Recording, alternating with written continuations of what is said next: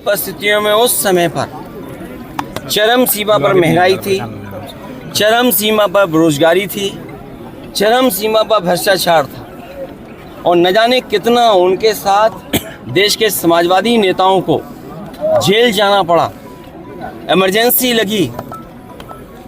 और जिस समय वो पीजीआई अस्पताल में थे उस समय जो उन्होंने जेल डायरी लिखी उसमें लिखा कि मैं कैसे सोच सकता हूँ एक लोकतांत्रिक देश में इमरजेंसी लग जाएगी। उसमें न जाने कितने लोगों को जेल भेजा गया, कई लोग कई वर्षों रहे और उस पीड़ा को, उस तकलीफ और परेशानी को जीवन भर नहीं भूल पाए। लेकिन जो नारा दिया था संपूर्ण क्रांति का, जो जगाने का काम किया था, उसने परिवर्तन लाने का काम हुआ और किया जनता ने। जनता की शक्ति के सामने सरकार की शक्ति का कुछ असर नहीं है।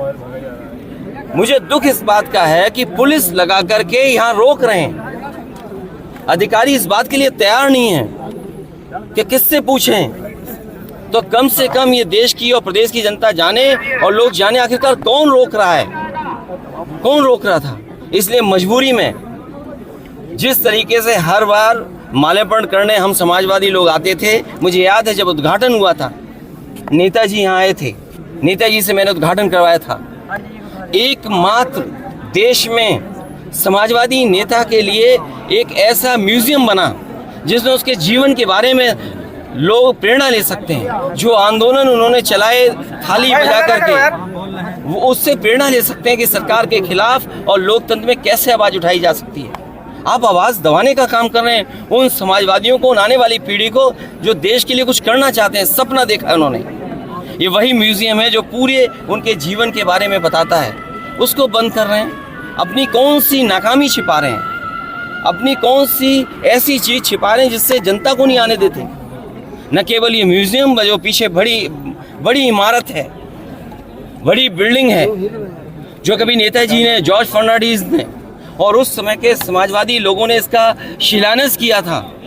एक सरकार आई जिसने काम नहीं होने दिया, उसके बाद समाजवादी सरकार ने, पिछली सरकार ने इसको शुरू किया और न केवल भारत में बल्कि अगर ये बिल्डिंग बनकर के तैयार हो जाती तो दुनिया में एक पहचान बनती बिल्डिंग की कि हाँ, जेपी के नाम पर जिसने इतने बड़े देश के लोकतंत्र को बचाने का काम किया, लोगों को जागरूक किया और एक आवाज़ दी उन्होंने।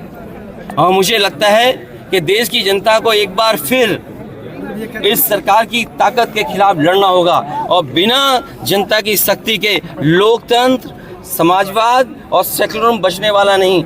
जो आवाज़ उन्होंने दी थी संपूर्ण क्रांति की, मुझे उम्मीद है कि सभी समाजवादी लोग मिलकर के आने वाले समय में लोकतंत्र बचाएंगे, समाजवाद बचाएंगे, संविधान बचाएंगे और उस संविधान को बचाएंगे जो बाबा साहब भीमराव अम्बेडकर जी ने हम सबको दिया है। और जिस समय बाबा साहब भीमराव अम्बेडकर जी का दिया हुआ संविधान इन्होंने बदल दिया, उसी दिन समझने हमारी आज़ादी भी ये लोग छीन लेंगे। क्या लगता है सर, क्या कारण हो सकता है आज के दिन माल्यार्पण कहाँ तक जाएगा, कब तक जाएगा? पत्रकार साथियों, उसमें तो आप में से भी बहुत से ऐसे लोग थे जो इस आंदोलन में जुटे थे। ये 24 तक जाएगा और 27 तक परिवर्तन करेगा और एक लंबी लड़ाई में शुरुआत कहीं तो होगी।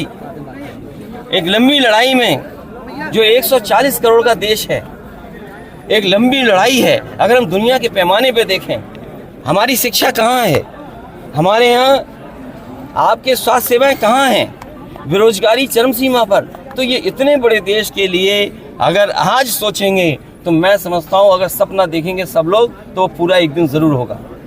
जयप्रकाश नारायण, अखिलेश यादव।